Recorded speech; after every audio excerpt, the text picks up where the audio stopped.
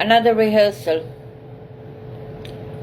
I'll go to the remedy and the conclusions, but I'll just cover some bank cases, felonies in banking. Operated an elderly woman's bank account without authorization. The young man was a banker at the deceased bank. For 2 years, the brothers did this while hiding information, even without stole, embezzled, operated a bank account for 2 years without giving the mother full knowledge, information about what is going on, neither to the financial, not really the financial manager, but rather the bookkeeper and so on.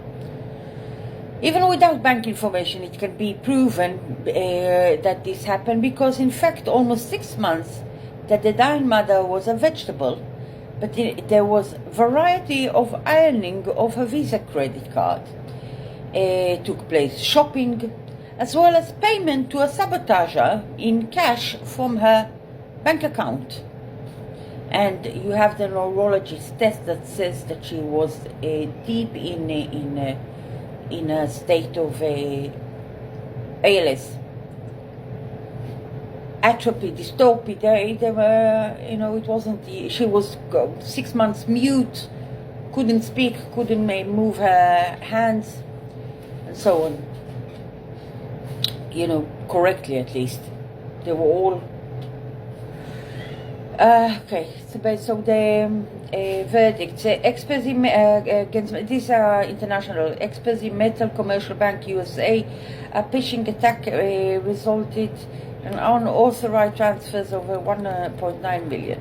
United States versus Ivanov. By the way, a lot of the hackers are Russians. So Russia is a big country, but still. Ivanov, a hacker from Russia, was convicted of hacking into a computer and defrauding a server in the United States, and he was convicted. This is an Israeli run. Ezra versus the State of Israel. The Supreme Court interpreted the computer law and ruled that an unauthorized penetration of the computer constitutes an offense, even if a technical security lock has not been breached. You shouldn't go in there, even if you didn't break, a security. Ehud Analyzer Tenenbaum, Israeli hacker who was convicted in the United States after stealing 10 million from financial institution using SQL injection, and this is very important, Eti Alon. Just a moment. So you have an Israeli verdict, very similar to the thing here, where you had one gambler. The alcoholist, the Muslim, is a gambler, and he was adopted. He's a big buddy, best buddy of the banker, and he influenced him with the lawyer, because the Muslim had this lawyer for many years, colleagues of him, to all kinds of, very strange, very fishy real estate businesses. Anywho, so the gambler might have influenced that banker, the young who was in the bank. Relief requested and conclusions. In essence, plaintiff seeks eviction of the two brothers from disputed property. So they got two assets, two real estate, and they took over another asset. Institution of full inheritance, they didn't pass over her inheritance. They said, we're making her a trust. Suddenly they decided to make a trust, although they said to the court that they won't make a trust.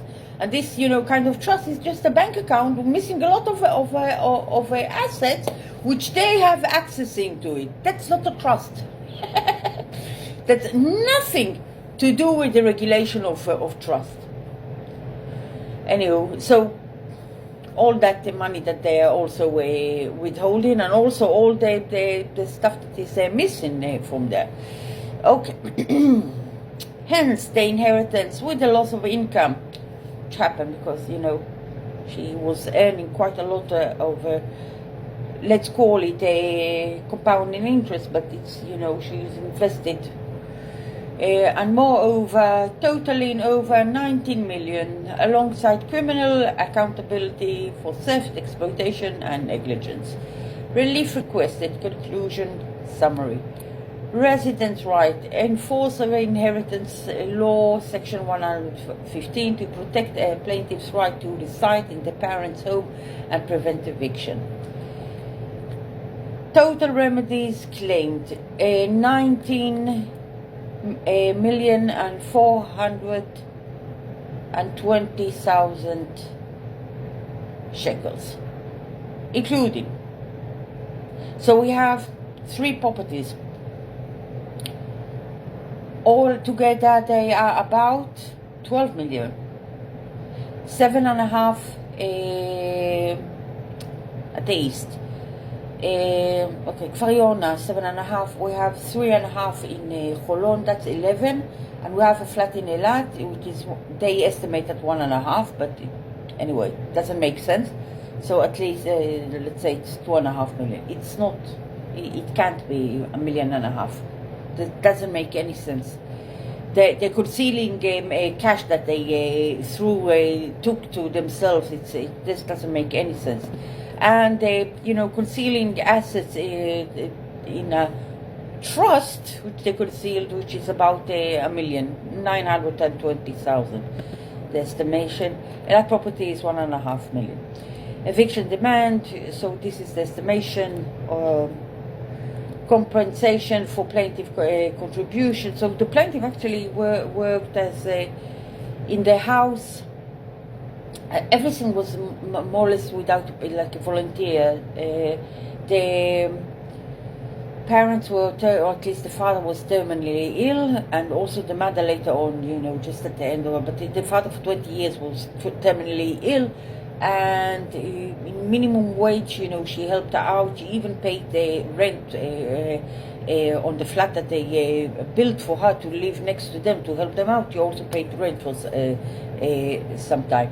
The turnover really grew when she came with the father was almost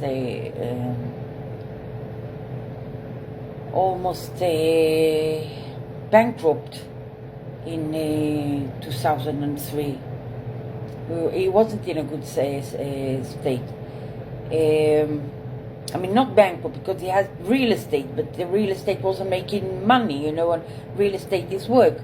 So, you know, the practice grew. Restitution of pre-estate robbery, repayment of 6 million allegedly stolen.